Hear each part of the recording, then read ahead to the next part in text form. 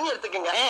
அத தோசைக்கல்ல ஊத்தி அதுக்குன்னு வழக்கமா ஒரு விளக்கமா வச்சிருப்பீங்கல்ல, ஆமாங்க. அத அடிப்பக்கமா திருப்பி சரிங்க. வரட்டுன்னு ஒரு 4 இழுப்பு இழுத்து சரிங்க. நல்லா கழுவி விட்டுருங்க. சரிங்க. ஒரு கிண்ணம் நிறைய மாவு எடுத்து பெரிய ரவுண்டாவும் இல்லாம சின்ன ரவுண்டாவும் இல்லாம சரிங்க. பொதுவா ஒரு ரவுண்ட ஊத்தி 4-5 வெங்காயத்தை விட்டாலும் பொடியா நறுக்கி அப்படியே மேலாப்ல பரபர தூவி விட்டு சரிங்க.